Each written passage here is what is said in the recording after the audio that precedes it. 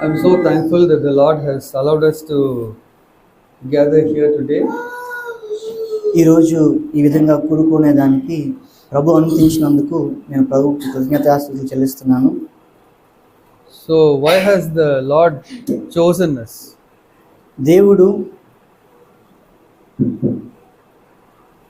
దేవుడు ఎందు నిమిత్తం మనల్ని ఏర్పరచుకున్నాడు. So that He can show Himself holy through us. మన ద్వారా ఆయన పరిశుద్ధతను ఆయన వెల్లడి చేయడానికి ఆయన మనల్ని ఏర్పరచుకున్నాడు. We saw how the Lord chose Israel, not because they were a great nation, but they were small. He chose them because of that.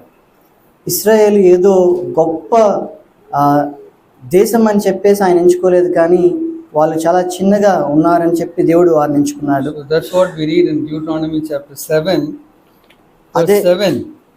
అదే మనము ద్వితీయోపదేశ కాండము 7వ అధ్యాయము 7వ వచనంలో మనం చూస్తాం. The Lord chose them because they were the fewest of all peoples. Verse 7, the last portion, it says, for you were the fewest of all people. సమస్త జనముల కంటే మీరు లెక్కకు తక్కువే కదా.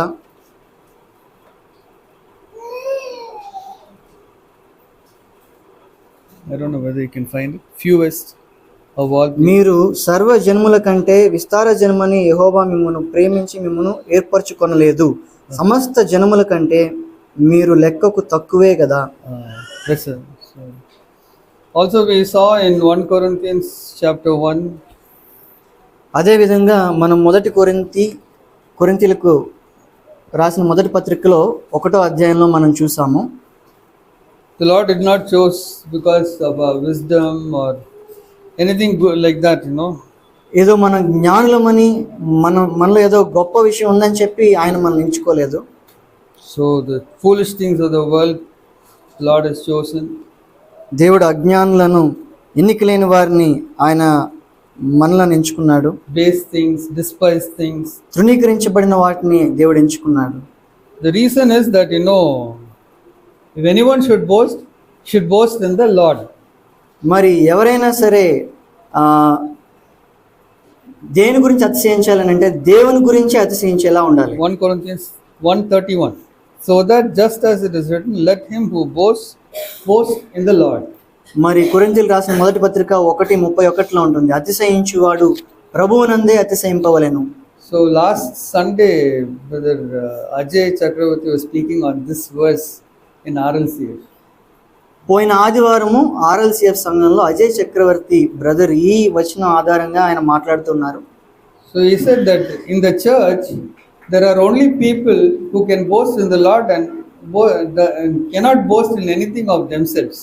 సంఘంలో ఎటువంటి వారు ఉండాలని అంటే దేవుని యందే అతిశయించాలి తప్పితే వారి యందు కానీ వేరే దేని యందు కూడా వారి అతిశయం ఉండకూడదు. So you cannot boast in your status in life or the wealth that you own or any prominence you have. You should not boast about even prominence in the church. Don't have anything to boast except boast in the Lord. ఈ లోకంలో ఉండే మీ యొక్క ఆర్థిక సంబంధమైన వృద్ధి ఘనత కావచ్చు, లేదంటే సంఘంలో కూడా మీరు ఒక స్థానం కలిగి ఉంటే దాని గురించి కూడా మనం అతిశయించకూడదు. But why did the Lord choose us? ఎందుకని దేవుడు మనల్ని ఎంచుకున్నాడు? So that you read in Romans chapter 8. మరి రోమీయులకు రాసిన పత్రిక 8వ అధ్యాయంలో మనం చూస్తాం.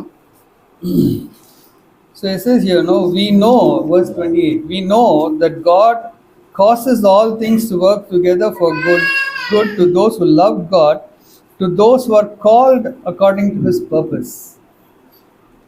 దేవుని ప్రేమించు వారికి అనగా ఆయన సంకల్పము చొప్పున పిలువబడిన వారికి మేలు కలుగుటకై సమస్తమును సమకూడి జరుగుచున్నవని ఎరుగుదుము.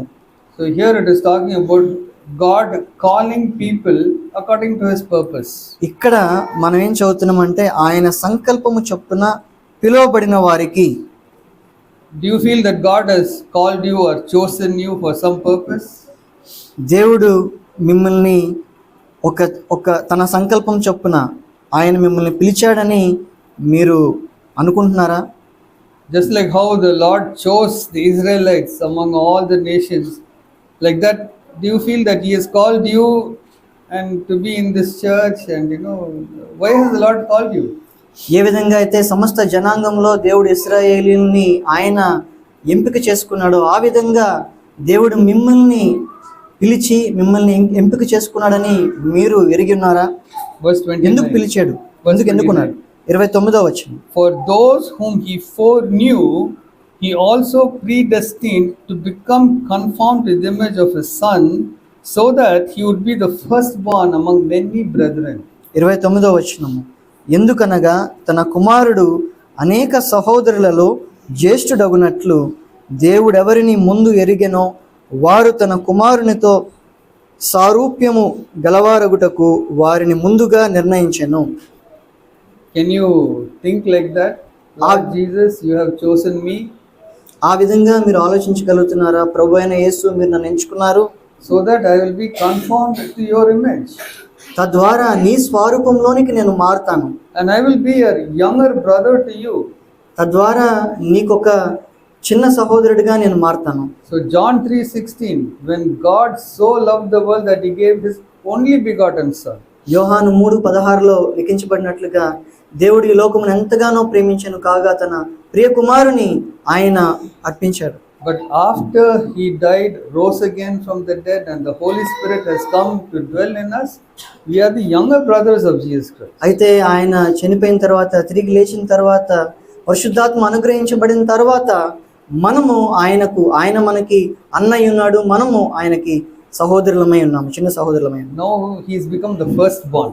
ఇప్పుడు ఆయన జ్యేష్ఠుడయ్యాడు. He is not the only begotten Son. ఆయన కేవలం ఆయన మాత్రమే తండ్రికి కుమారుడు కాదు గాని, So that is what the Lord has chosen us for.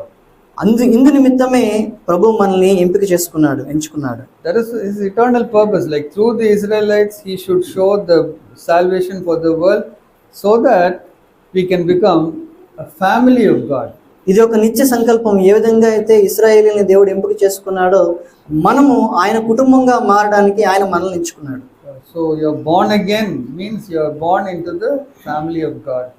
తిరిగి జన్మించబడ్డము అనంటే దేవుని కుటుంబంలోనికి మనం జన్మించడం. If you're saved, that salvation is so that you can come into the family of God.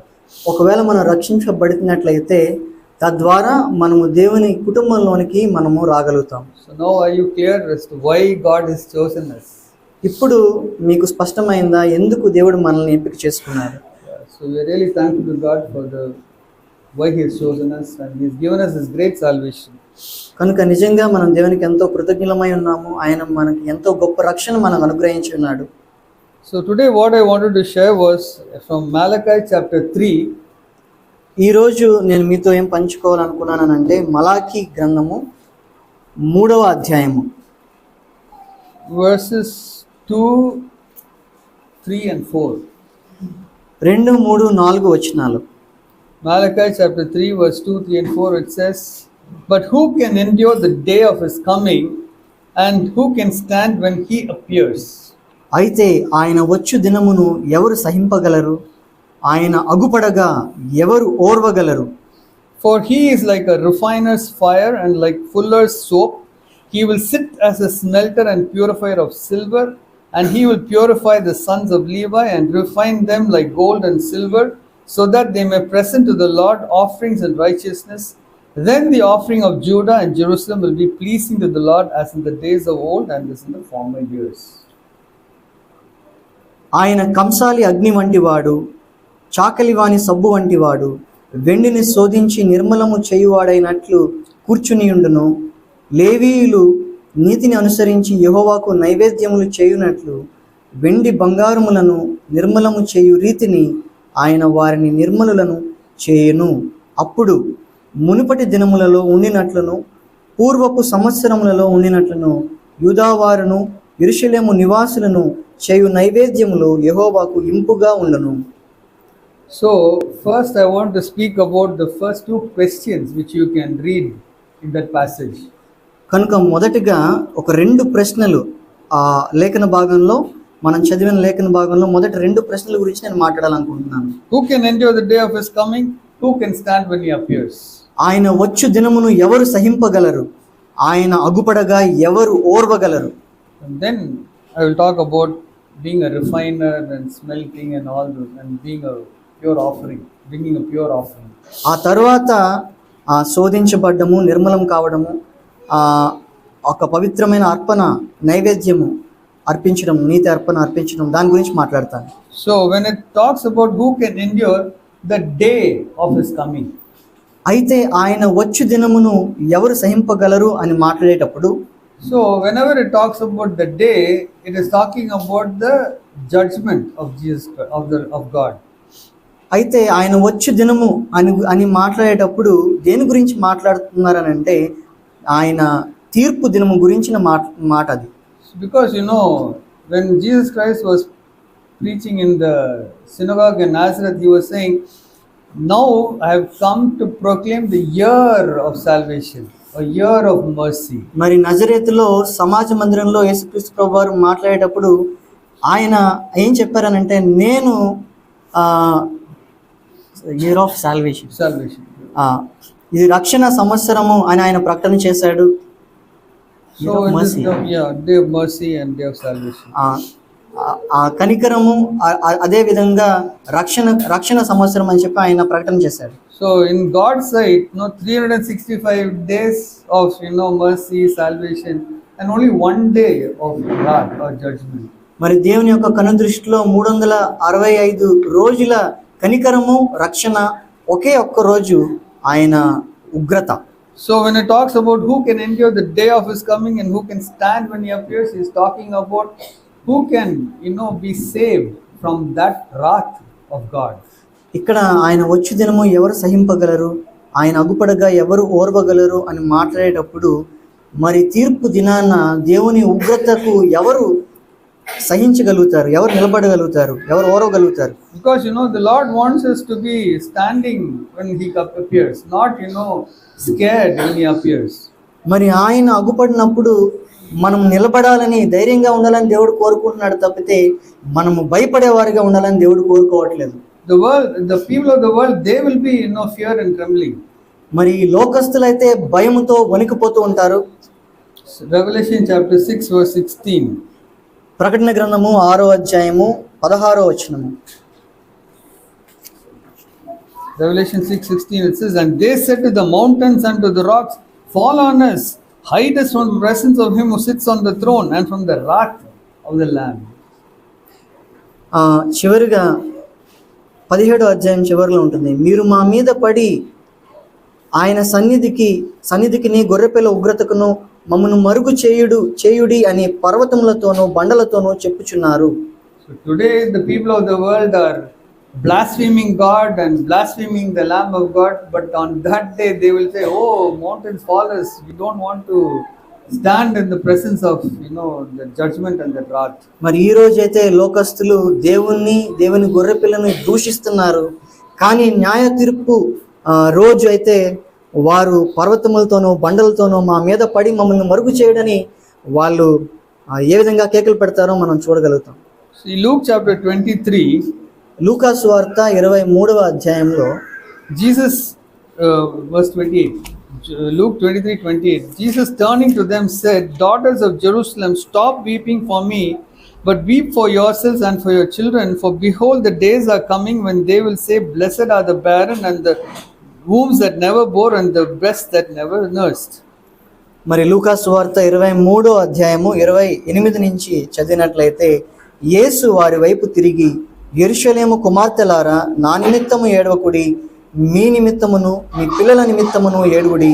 ఇదిగో గొడ్డాండ్రును కనని గర్భములను పాలియని స్తనములను ధన్యములైనవని చెప్పు దినములు వచ్చుచున్నవి.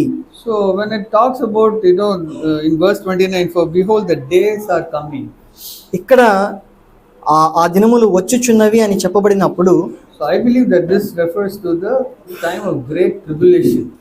నేను మహా గొప్ప శ్రమ దినముల గురించి చెప్పబడుచున్నామని చెప్పి నేను నమ్ముతున్నాను. So they will say, blessed are barren and wombs that never bore and the breasts that never nursed.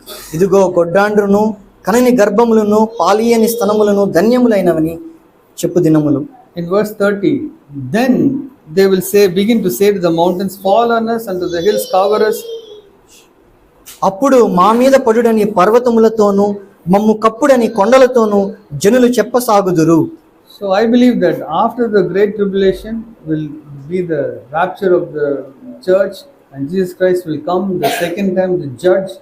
At that time, they will say, "Fall on us, cover us." Yeah?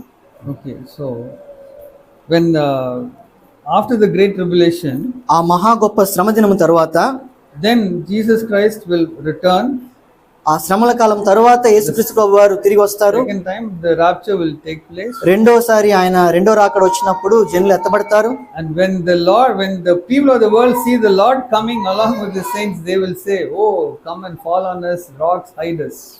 మరి పరిశుద్ధులతో ప్రభు వచ్చినప్పుడు ఈ లోకస్తులు చెప్తారు, పర్వతములతోనూ వాళ్ళు రాళ్లతో ఏం చెప్తారంటే కొండలతోనూ మమ్మల్ని కప్పమని చెప్తారు. So that is what Jesus Christ in Revelation chapter 6 verse 16 we read. అదే దాని గురించే మనం ప్రకటన 6:16లో మనం చదివాము.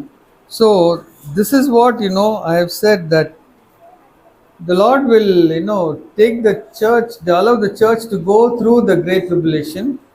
ప్రభు మనకు సెలవిచ్చినట్లుగా సంఘము మరి ఆ శ్రమల గుండా ఆయన వెళ్ళాల్సిన పరిస్థితి ఉంటుందని మనకి చెప్పారు. But the church will not go through the wrath of God. కానీ సంఘము దేవుని ఉగ్రత గుండా పోదు.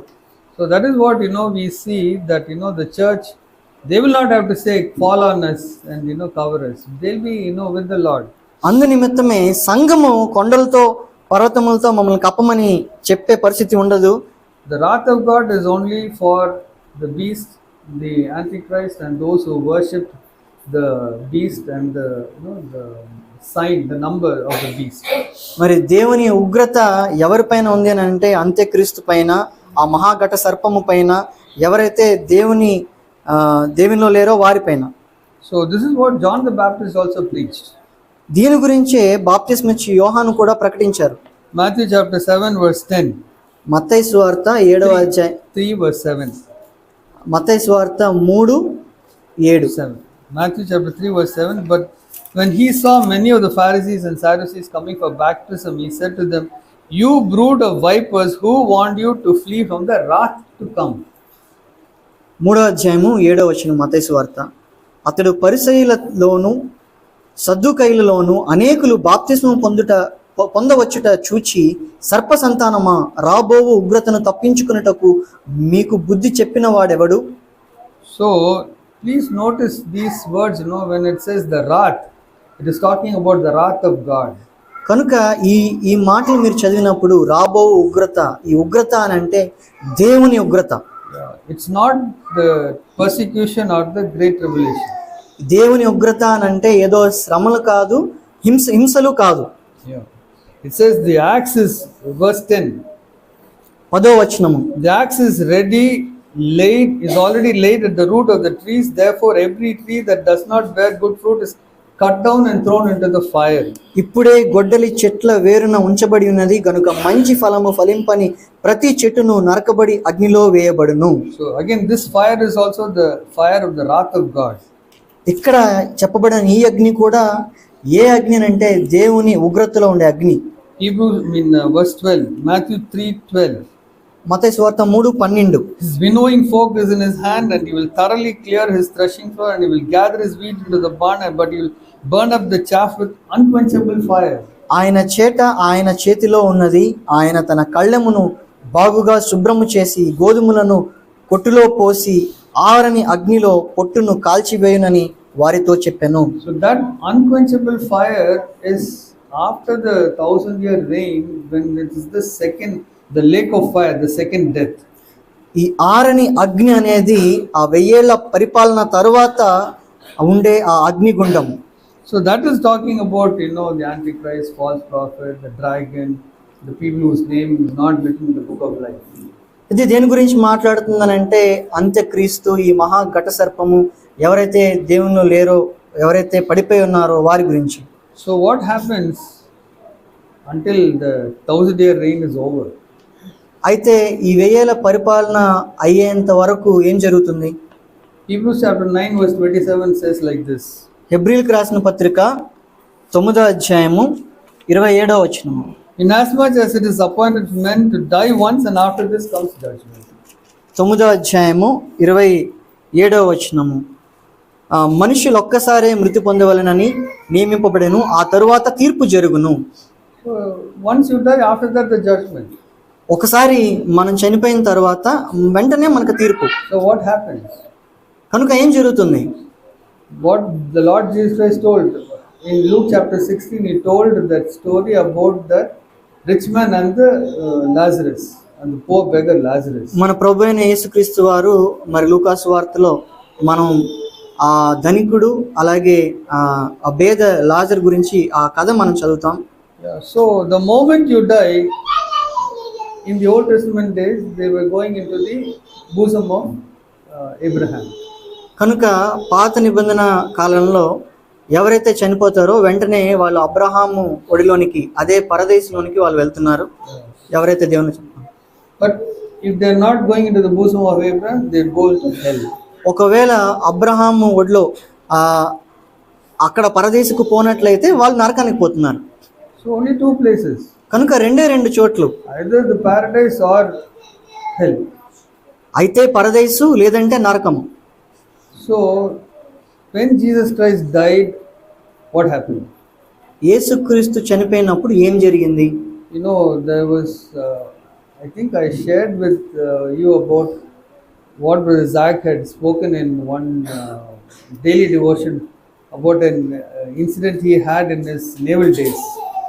బహుశా నేను మీతో పంచుకున్నాననే నేను అనుకుంటున్నాను. జాక్ బ్రదర్ తన నావీలో పనిచేసే రోజుల్లో జరిగిన ఒక సంఘటన. So it seems one Muslim had asked Brother Zach, see, Jesus Christ, did he really die on the cross or not? తనతో పనిచేసే ఒక ముస్లిం వ్యక్తి జాక్ బ్రదర్ని అడిగారు, నిజంగా యేసుక్రీస్తు ప్రభు శిలువలో చనిపోయాడా లేదా? Because you know, Jesus Christ himself said, like, Jonah was in the belly of the fish. Jesus Christ also would, that will be the sign of, you know, his being in the belly of the fish. Like, you know, he would not have died. Jonah was alive in the fish, so Jesus Christ also was alive after he was brought down from the cross. ఎందుకంటే యేసుక్రీస్తు ప్రభువారు తానే చెప్పినట్లుగా యోనా ఏ విధంగా అయితే మత్స్యపు కడుపులో ఆయన 3 దినాలు ఉన్నాడో అదే విధంగా యేసుక్రీస్తు ప్రభువారు కనుక ఉన్నట్లయితే ఆయన చనిపోయి ఉన్నాడు. So Jesus Christ just fainted on the cross. They put him in the tomb. 3 days he was there. When, you know, when the cool breeze came, he got up from the, no, he didn't die. He got up from that fainting. కనుక ఆయన చెప్పింది ఏంటంటే యేసుక్రీస్తు ప్రభువారు శిలువలో చనిపోలేదు, ఆయన శ్రోతకు పడిపోయాడు, ఆయన తీసుకెళ్లి సమాధిలో పెట్టారు. 3 రోజుల తర్వాత ఆ చల్లగాలికి ఆయన లెగిసి మరలా ఆయన బ్రతికాడని చెప్పేసి ఆ విధంగా చెప్తా ఉన్నారు. So Zach did not have an answer to give to that Muslim man.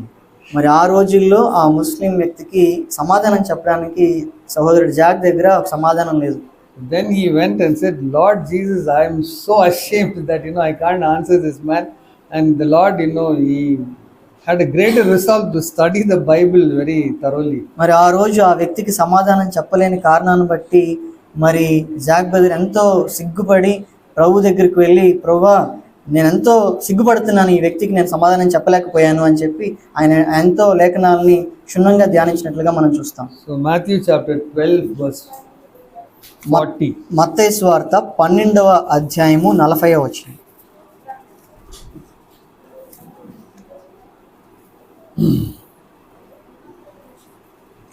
See the verse. For just as Jonah was 3 days and 3 nights. It's not coming. Hello. Hello.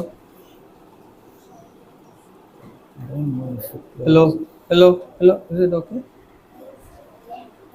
No, I think there's something. Hello.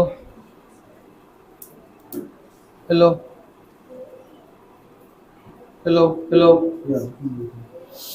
So Matthew chapter 12 verse 40, if you read, the note says, for just as Jonah was 3 days and 3 nights in the belly of the sea monster, so will the Son of Man be 3 days and 3 nights in the heart of the earth. మత్తయి సువార్త 12వ అధ్యాయము 40వ వచనము. యోనా 3 రాత్రింబగళ్ళు తిమింగిలము కడుపులో ఎలాగుండెనో అలాగు మనుష్య కుమారుడు 3 రాత్రింబగళ్ళు భూగర్భములో ఉండును. So Jonah was alive in the belly of the fish. మరి ఆ తిమింగిలం కడుపులో ఉన్నప్పుడు యోనా బ్రతికే ఉన్నాడు. Jesus Christ died on the cross. యేసుక్రీస్తు ప్రభు వారు శిలువలో ఆయన మృతి చెందారు. His body was kept in the tomb. మరి ఆయన శరీరము మరి సమాధిలో పెట్టబడింది. But his spirit went to the heart of the earth. కానీ ఆయన ఆత్మ అయితే ఆ భూగర్భంలోనికి వెళ్ళింది. Can you read that verse? ఆ వచనాన్ని మళ్ళా. So will the Son of Man be 3 days and 3 nights in the heart of the earth. అలాగు మనుష్య కుమారుడు 3 రాత్రింబగళ్ళు భూగర్భములో ఉండును. So that is why Isaac says that hell and paradise were in the heart of the earth in the Old Testament before Jesus Christ rose from the dead. యేసుక్రీస్తు ప్రభు వారు మరి మృతుల్లో నుంచి లేవక ముందు నరకము కానీ పరదేశి కానీ భూగర్భంలోనే ఉన్నాయని జాక్ గారు చెప్పారు. So there is another verse which says that when he rose from the dead he took captives to paradise. ఇంకొక వచనం లేఖన భాగంలో మనం ఏం చూస్తామంటే ఆయన తిరిగి లేచినప్పుడు చెరగా ఆయన పట్టుకొని ఆయన ఆ పరదేశిని కూడా పట్టుకొని ఆ 3వ ఆకాశానికి వెళ్ళినట్టు మనం చూస్తాం. So that is why the thief, the robber, the one who repented on the cross, he went along with Jesus Christ to paradise. అయితే తనతో పాటు సిలువ వేయబడిన ఆ దొంగ ఎవరైతే మారు మనసు పొందాడో యేసుక్రీస్తు ప్రభు వారితో పాటు ఆయన కూడా పరదేశంలోకి వెళ్ళాడు అదే రోజు. So 3 days after he came back to life, came into the body, resurrected body, he came onto this earth. 3 రోజుల తర్వాత ఆయన the thief. No. This Jesus Christ. Okay 3 రోజుల తర్వాత యేసుక్రీస్తు ప్రభు వారు మరలా ఆయన పునరుద్ధానం అయినప్పుడు మరలా ఆయన శరీరంలోనికి ఆయన వచ్చి ఆయన బయటకు వచ్చారు. So Jesus Christ was 40 days.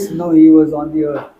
ఆయన పునరుద్ధానం అయిన తర్వాత ఆయన 40 దినాలు 40 రోజులు before he rose from the Father. ఆయన పరలోకానికి ఆరోహణం అవ్వక ముందు ఆయన 40 రోజులు ఆయన భూమి పైన సంచరించినట్లు మనం చూస్తాం. So when he rose, the paradise went along with him to third heaven.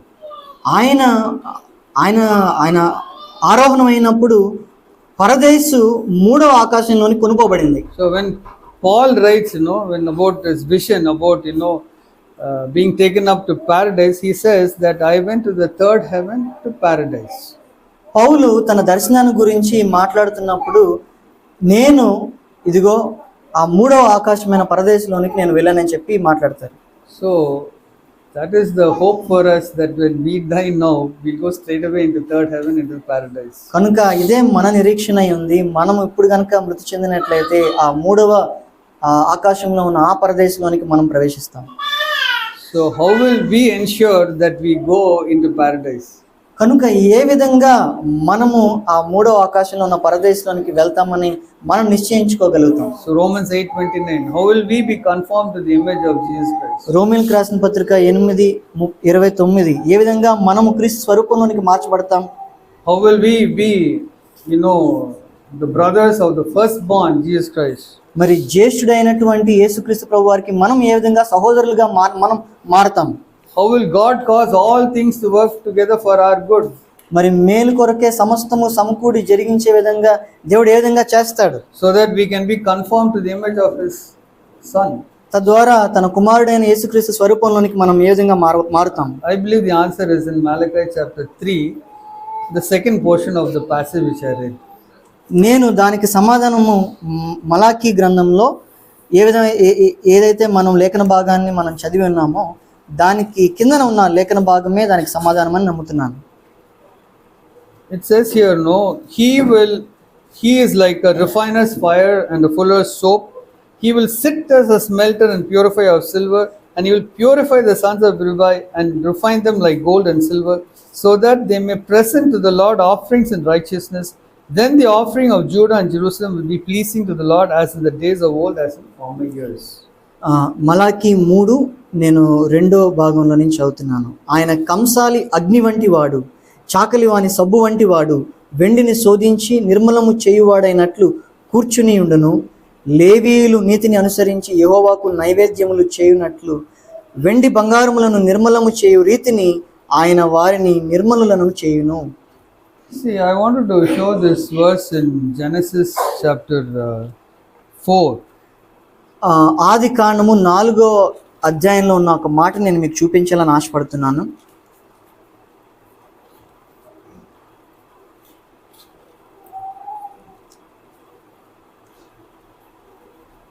See, in verse 4, 4వ అధ్యాయము 4వ వచనము. Abel on his part also brought the firstlings of his flock and of their fat portions, and the Lord had regard for Abel and for his offering. హేబేలు కూడా తన మందలో తొలిచూలన పుట్టిన వాటిలో క్రొవ్విన వాటిని కొన్ని తెచ్చెను.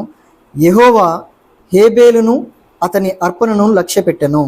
So the Lord had first regard for Abel, then only accepted his offering.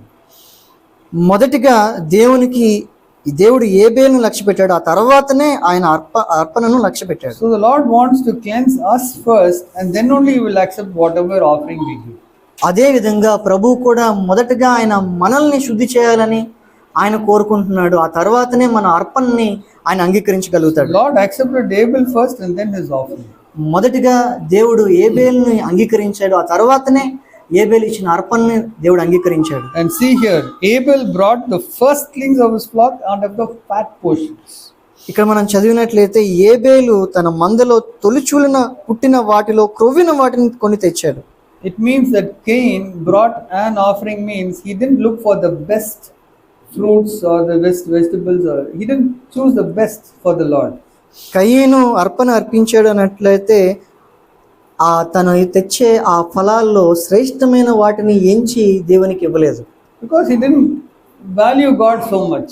ఎందుకనంటే దేవుణ్ణి అంత విలువగా కయీను ఎంచలేదు. So the Lord did not value Cain or the offering. కనుకనే దేవుడు కయ్యూన్ని అతని అర్పణని ఆయన లక్ష్య పెట్టలేదు. So it is very, very essential that we should go through this, like we should allow the Lord to sit and refine us. కనుక ఇది చాలా ప్రాముఖ్యమైనది. దేవుడు కూర్చుండి మనల్ని శుద్ధి చేయాల్సిన అవసరం ఎంతో ఉంది మన జీవితాల్లో. So the Lord will, he is not in a hurry. దేవుడు ఏదో కంగారులో లేడు. Yeah, he is very patient. He will sit with us and he'll work with us and purify us. ఆయన ఎంతో ఓపికగా ఆయన కూర్చొని మనతో పని చేసి ఆయన మనల్ని శోధించి నిర్మూలన చేసేవాడిగా ఉన్నాడు. So this truth I have heard in many evangelical churches also. మరి సువార్త కూటాల్లో అనేకమైన కూటాల్లో నేను ఈ సత్యాన్ని నేను విని ఉన్నాను. That is, when when the refiner is, the goldsmith or the silversmith, he is making that vessel and he is cleaning it, polishing it, he'll be using fire for that.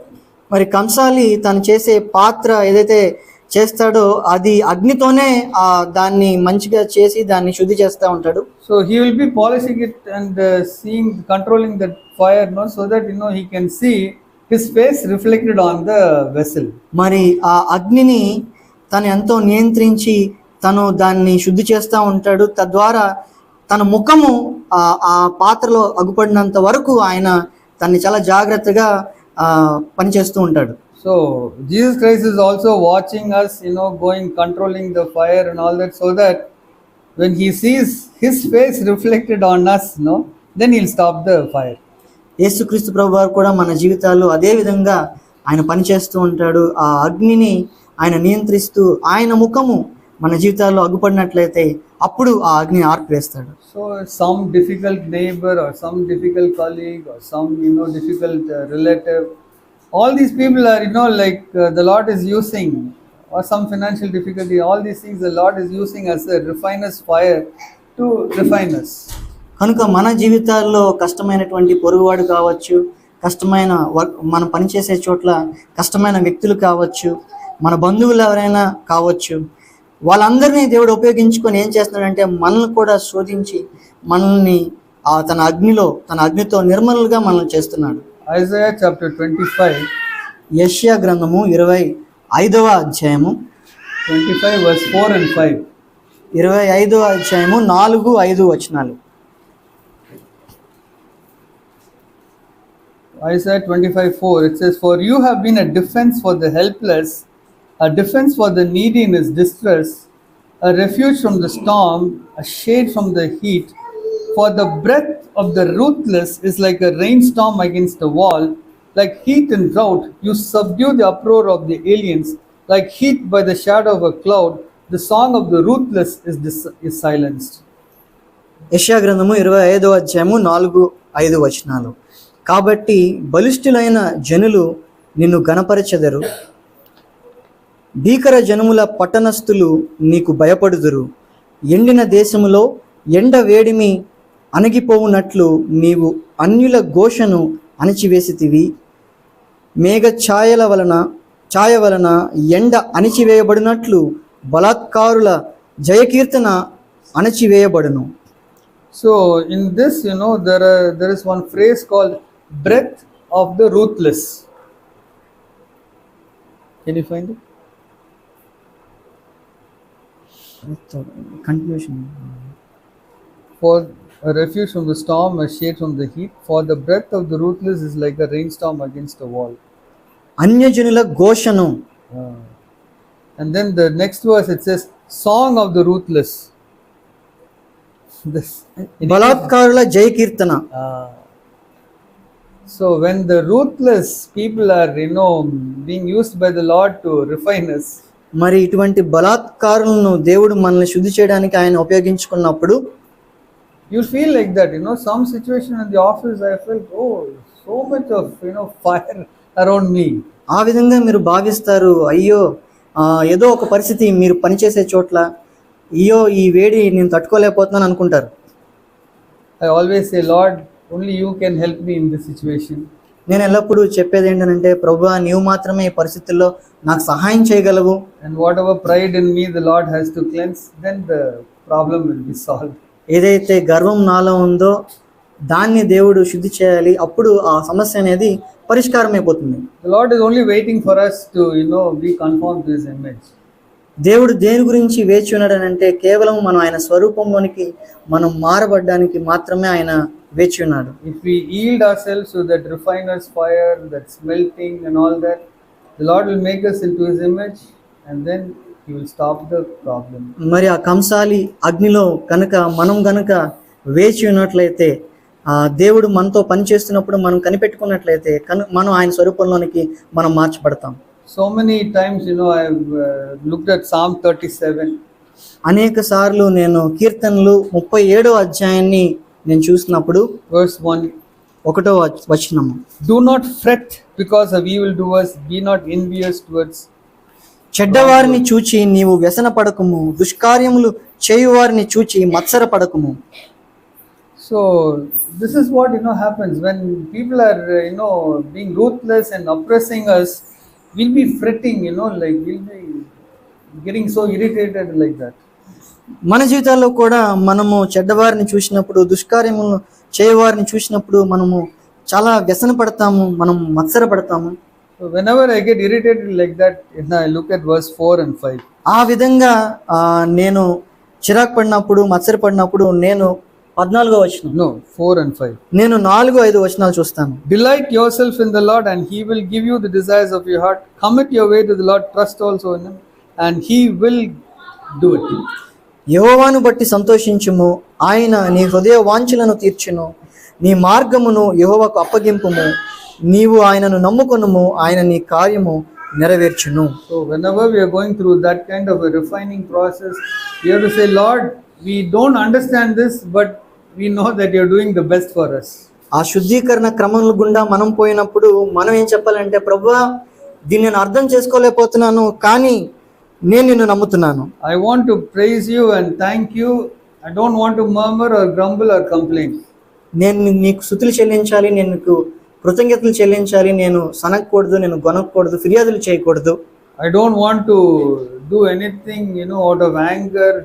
I don't want to take revenge or anything like that. నేను కోపంతో ఏమీ చేయకూడదు, నేను ప్రతీకారం చేయాలనుకోవట్లేదు.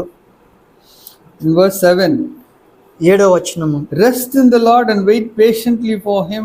Do not fret because of him who prospers his way, because of the man who carries out wicked schemes. యెహోవా ఎదుట మౌనముగా నుండి ఆయన కొరకు కనిపెట్టుకొనుము, తన మార్గమున వర్ధిల్లు వాని చూచి వ్యసన పడకుము. Verse 8, cease from anger and forsake wrath. Do not fret, it leads only to evil doing.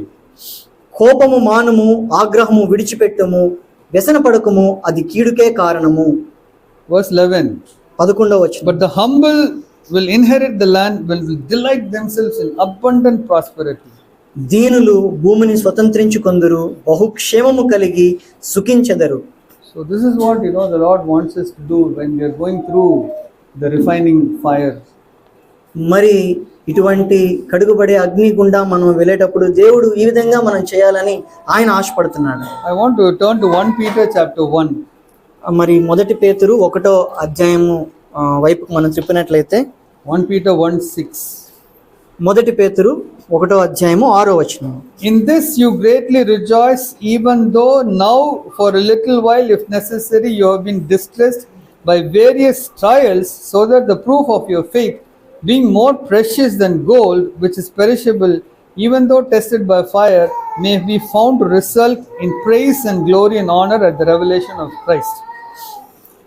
6వ అధ్యాయము 7వ వచనం 6వ వచనం 7వ వచనం చదువుతున్నాం. ఇందువలన మీరు మిక్కిలి ఆనందించుచున్నారు గాని అవసరమును బట్టి నానా విధములైన శోధనల చేత ప్రస్తుతమున కొంచెము కాలము మీకు దుఃఖము కలుగుచున్నది.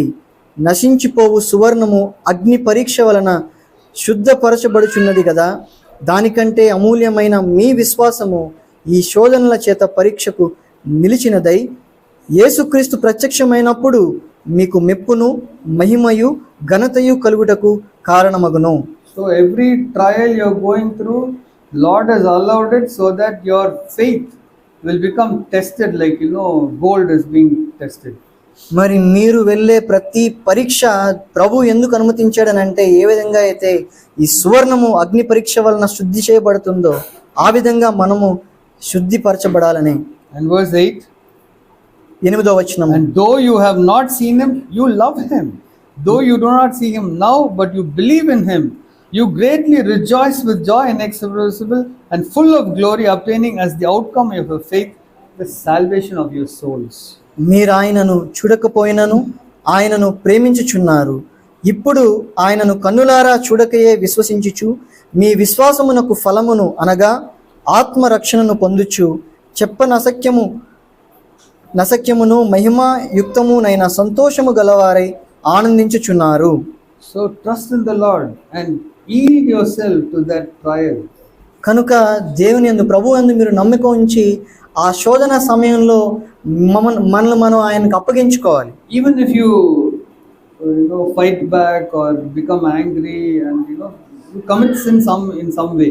ఒకవేళ మీరు ఏదో విధంగా గొడవాడి ప్రత్యుత్తరం చేసినప్పటికీ, if you sin in any way, be quick to acknowledge your guilt and apologize and set right with God and with the others. ఒకవేళ ఆ పరిస్థితుల్లో మీరు పాపం చేసినప్పటికీ కూడా మనం దేవునితో మనం సరి చేసుకోవాలి, ఆ వ్యక్తితో మనం సరి చేసుకోవాలి. It doesn't matter number of times you fall, but every time you should get up and confess and set right things. ఎన్నిసార్లు పడిపోయామన్నది కాదు, ఎన్నిసార్లు పడినప్పటికీ కూడా వెంటనే మనం లేచి దేవునితోనూ మనుషులతోనూ మనం ఆ కార్యము మనం సరి చేసుకోవాలి. And if you are so faithful, the Lord will allow trials so that you can be conformed to the image of His Son. మీరు గనక నమ్మకస్తులైనట్లయితే దేవుడు ఇటువంటి పరీక్షలను మీ జీవితంలో అనుమతించి యేసుక్రీస్తు స్వరూపంలోనికి మిమ్మల్ని మార్చే దశగా మిమ్మల్ని తీసుకొని వెళ్తాడు. He will give you true faith in Him. మరి నిజ విశ్వాసాన్ని ఆయన ఎడల మీకు అనుగ్రహిస్తాడు. So 2 days ago I was telling one young man not to buy a car. 2 రోజుల క్రితం నేను ఒక యవనస్తుడికి కారు కొనొద్దు అని చెప్పి నేను ఒక సలహా ఇచ్చాను. He was very unhappy with me. నేను ఆలోచన చెప్పాను, మరి ఆ వ్యక్తి నాతో ఎంతో నచ్చలేదు ఆ వ్యక్తికి. And I kept telling reasons why he should not buy a car, and he kept telling me why he should buy, and this was going on and on. ఎందుకనే నువ్వు కారు కొనకూడదని నేను కారణాలు చెప్తున్నాను, మరి ఆ వ్యక్తి ఏమో ఎందుకని నేను కారు కొనాలనుకుంటున్నానని ఆ వ్యక్తి చెప్తున్నాడు. ఈ సంభాషణ జరుగుతూనే ఉంది. So at one time I told him, if you're going to buy that car, please don't come to this church, you go find some other church. మరి మా సంభాషణలో ఒక చోటుకు వచ్చేసరికి, ఒకవేళ నువ్వు కారు కొనాలనుకుంటే ఇంకా మా సంఘానికి రావద్దు, ఇంకో సంఘానికి వెళ్ళిపో అని నేను చెప్పేశాను. So after he's 30 years younger to me, so he just kept quiet. తను దాదాపు 30 సంవత్సరాలు నాకంటే చిన్నవాడు. వెంటనే తను మౌనంగా ఉండిపోయాడు. After some time, he told me, ఆ తర్వాత కొంతకాలం తర్వాత ఆ వ్యక్తి I చెప్పాడు, was very unhappy with you when you told all these things. ఈ విషయాలన్నీ మీరు చెప్పినప్పుడు నేను సంతోషం లేకుండా ఉన్నాను. But when I went before the Lord, కానీ నేను ప్రభు దగ్గరికి వెళ్ళినప్పుడు the Lord showed me one reason which you didn't tell. మీరు చెప్పని ఒక కారణం ప్రభు నాకు చూపించాడు. And he told me that I should not buy a car. ప్రభు నాకు చెప్పాడు నేను కారు కొనుక్కోకూడదు అని. I was so thrilled to hear that. మరి ఆ విషయం విన్నప్పుడు నాకు ఎంతో ఉత్సాహంగా అనిపించింది. See, the thing is, the Lord is a loving Heavenly Father. విషయం ఏంటంటే మన ప్రభు ఆయన ఎంతో ప్రేమగల పరలోకపు తండ్రి. He wants you to stand in this refining fire, so that he will be conformed to his image and he will stand very bold when he is coming. మరి ఆ పరీక్షించబడుతున్న అగ్నిలో మనం నిలబడాలని ఆయన కోరుకుంటున్నాడు. తద్వారా మనం ఆయన స్వరూపంలోనికి మారబడతాం. ఆయన వచ్చే దినమున మనము ధైర్యంగా నిలబడతాం. So what I understood from that is, తద్వారా నేను నేర్చుకున్నది ఏమిటి అంటే, that if you allow this fire to refine you, you will not be destroyed by the fire on the final judgment. ఈ అగ్ని ద్వారా మనము నిర్మలం కాబడడానికి మనం అనుమతించినట్లయితే మనము ఉగ్రత దినమున వచ్చే ఆ అగ్ని నుండి మనం తప్పించుకుంటాం. So may the Lord help us. కనుక దేవుడు మనకు సహాయం చేయను గాక. Amen.